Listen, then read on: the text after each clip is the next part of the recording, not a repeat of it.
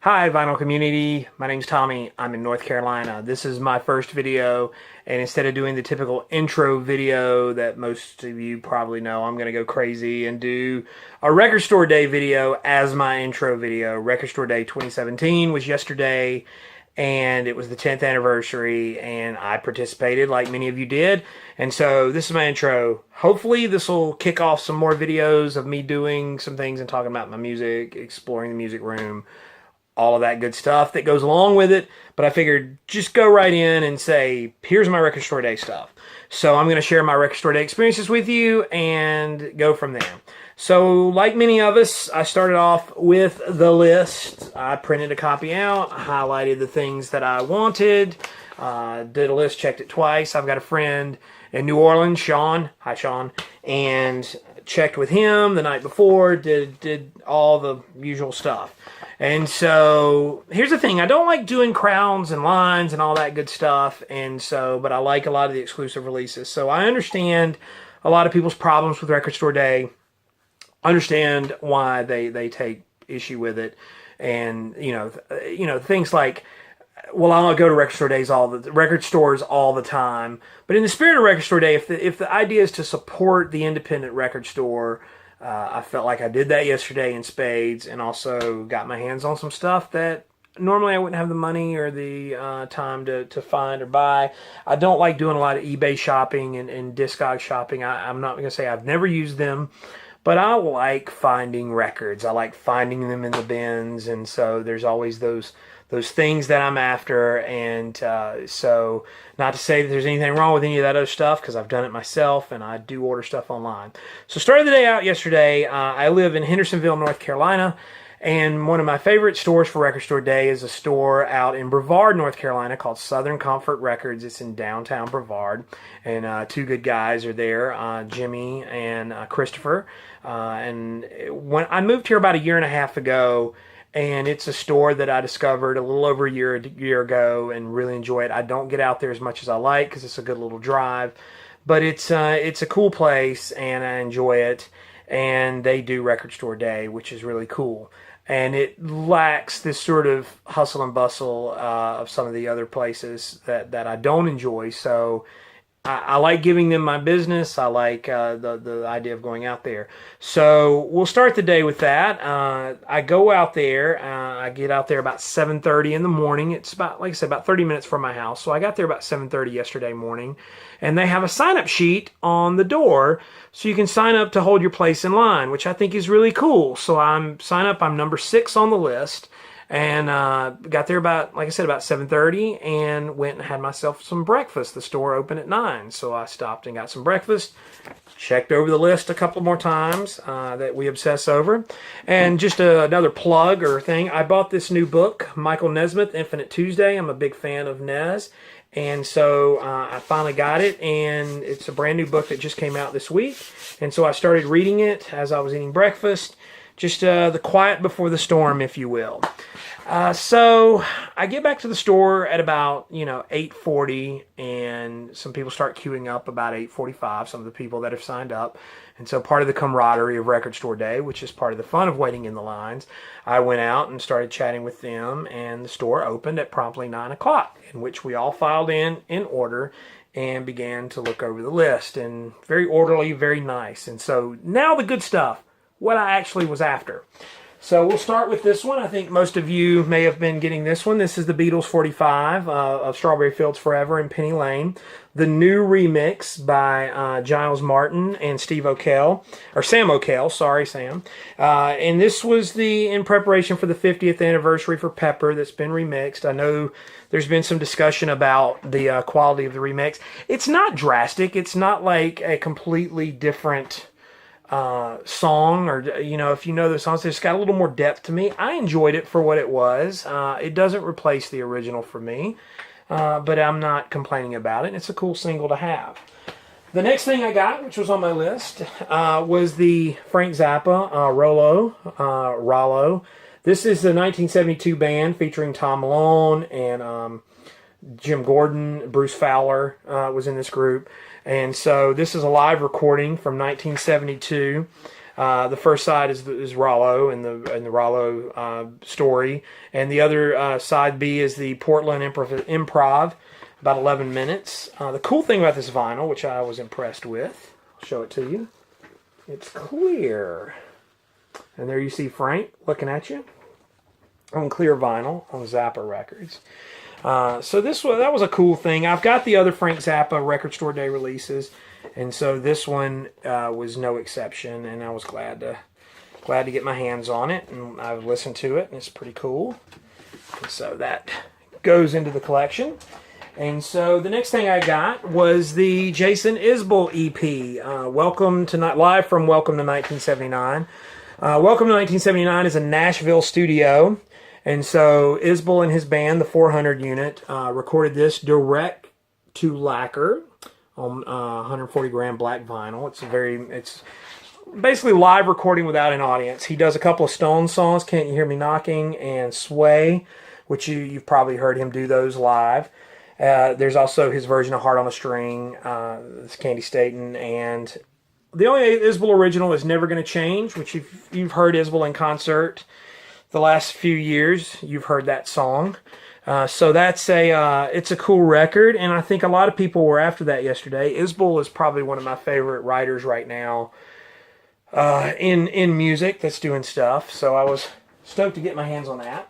Another from my list was the reissue of Nilsson Schmilsson. I do have an original copy of this. This is Harry Nilsson's probably best known album. It's got Without You on it. And this was probably his big pop record that he did. Being a Nilsson fan, it was cool to get the reissue because it's got a reproduction of the poster that came with the original album, which my old copy does not have. But another cool thing about this one, it's on a split vinyl on that yellow and white, which follows the theme of the logo there, of the lettering, the font, which is kind of cool. But it was nice to get a good clean copy of that. Next thing I got was really a cool release that I was excited about. Big Star's third. Omnivore Records put out a CD of the complete third with all the sessions.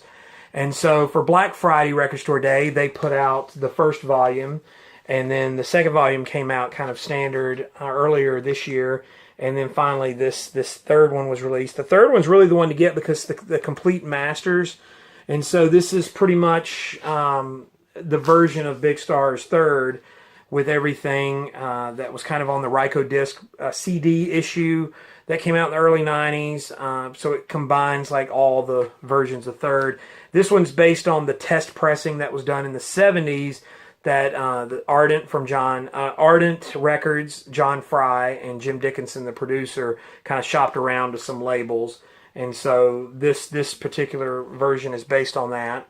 So it's the one to get, but the cool thing about that was, in addition to the double LP set, it also came housed in this nice slip box that will hold all 3 volumes. So if you had the previous 2 volumes as well as the third one, you can put them together, and also the booklet, which I'm imagining is an LP-sized version of the booklet that came with the CD.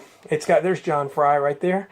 So it's got a lot of stories and different major artists that have fallen in love with Big Star's third and singing its praises and essays and a lot of good information in the booklet. So it's a nice bonus to have along with that.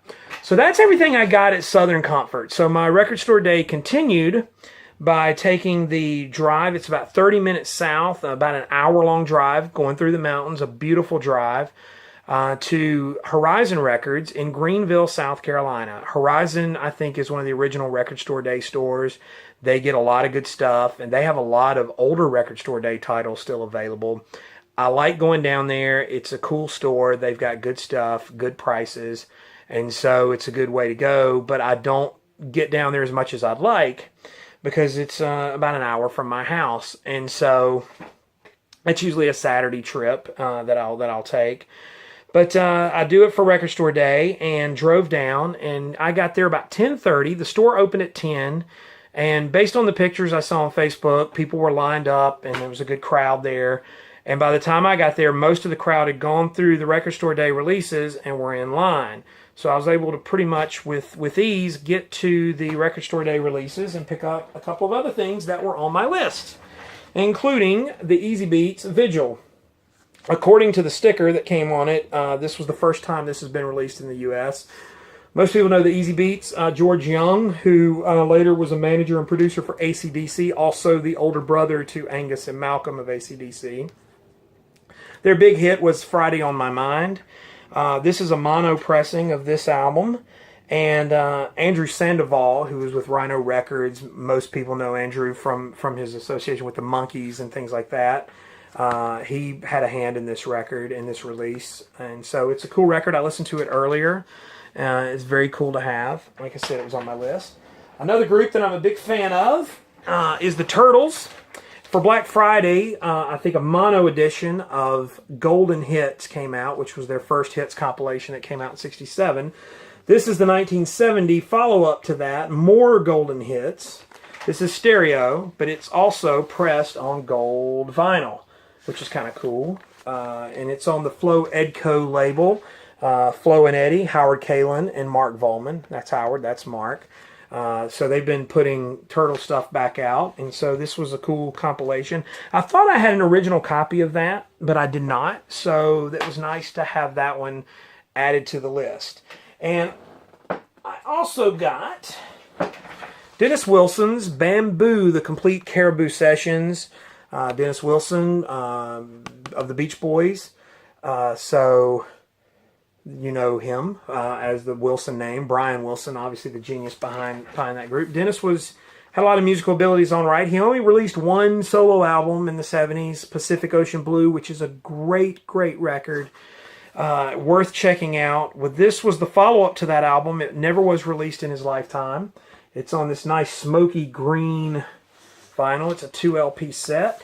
And so I haven't listened to this yet. It's on my to listen to, but it's looking forward to it. And so as a fan of the Wilsons and Dennis, that's one that I'm excited about. And finally, this is one that wasn't on my list initially, but I was kind of talked into it.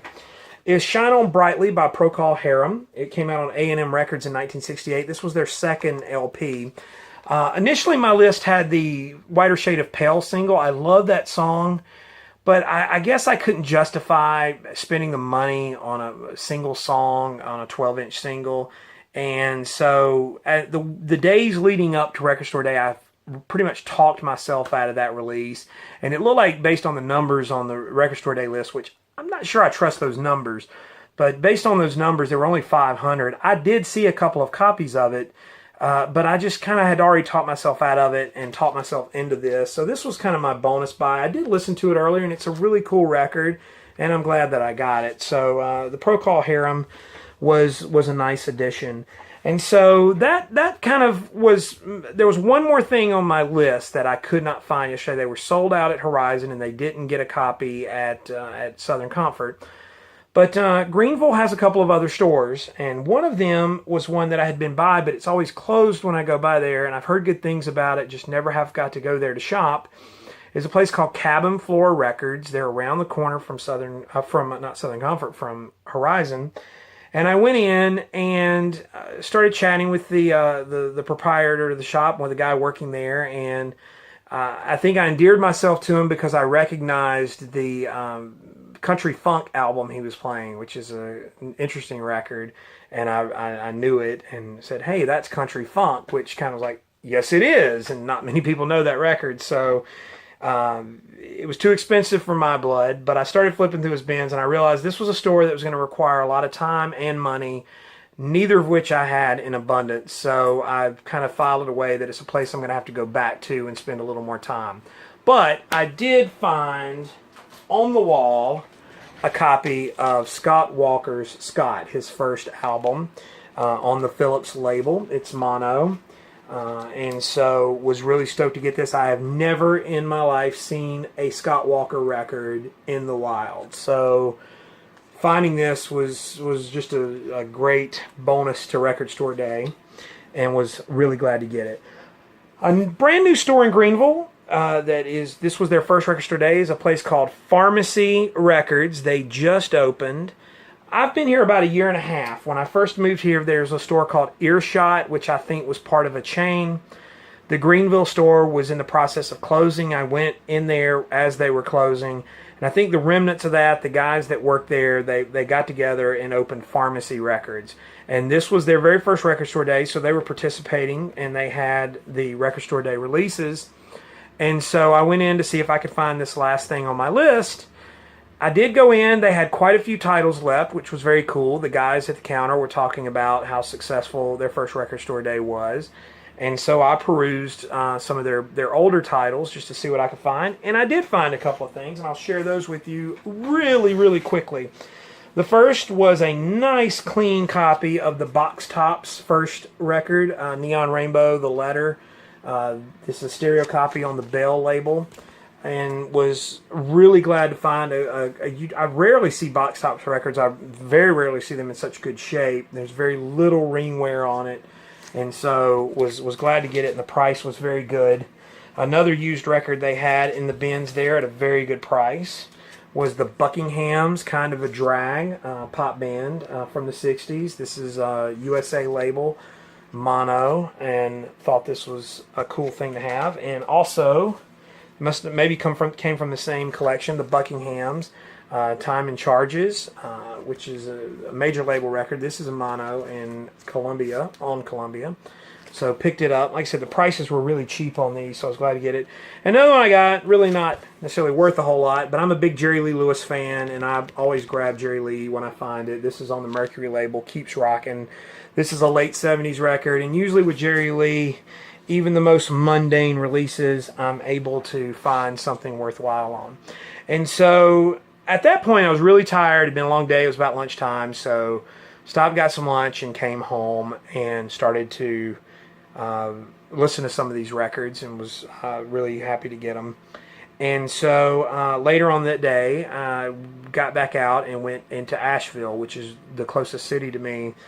And my favorite record store in Asheville that I do go to quite a lot, and so, which is one of the reasons I don't go there on record store day, if that makes sense, because again, the crowds and everything, but I love this store and I get a lot of great stuff from them, is Harvest Records in Asheville. So I went in, like I said, very late in the day, about 7 p.m., and went to their record store day stuff. And it was pretty well picked over, as to be expected by that point in the day. But I did manage to find my final record store day thing that was on my list, the Turn On the Music Machine featuring Talk Talk. So this was the final thing to complete my list, and was really glad to get a copy. And they actually had a couple of copies left. So Harvest came through for me at the 11th hour, and was really happy to get that. And so was able to knock it out of the park and got a grand slam on completing my entire list. There were a couple of things that I was kind of iffy about. The Neil Young Decade, which looked like a nice copy, but it looked like there were plenty of copies out there. There was a Elton John live release. The Toto Africa picture disc looked kind of, looked kind of interesting, but I didn't see a copy, so it probably helped in making that decision. A couple of other things that I would have been interested in would have been the Jack White single. Last year he did the Muppets thing, and it got, I think, very last minute. It was only supposed to be available at Third Man in Nashville and Detroit, the two storefronts. But a few of them slipped out in a few record stores. I think got copies, but they were sold out by the time I got there. I managed to get a copy of that record later on through other means, particularly just really being a Third Man customer. But anyway, and like I said, that was one that I pretty much would have loved to have got yesterday, but I realized early on that I probably wouldn't, and I saw a post on Facebook pretty much confirming that Horizon nor Harvest got copies of that Jack White. So I kind of knew I wasn't going to get my hands on that, so it was kind of teetering on the list. But anyway, that's my record store day haul. I was really glad to get it. All in all, I supported 5 independent record stores yesterday, so I felt like in the spirit of record store day that I was full on involved, and I support and probably imagine that most of you in the vinyl community do support your record stores based on some of the videos that I've seen. And so that's an awesome thing, and so it's a success. So I'm Tommy. This is my introduction. Post and comment. You can follow me on Facebook. It's Tommy Burton. Twitter and Instagram, it's Tommy Burton75. And you can follow me, and I post a lot of what I'm spinning and things like that on there. And I hope to do more of these videos, maybe talking about specifically in my collection and whatnot.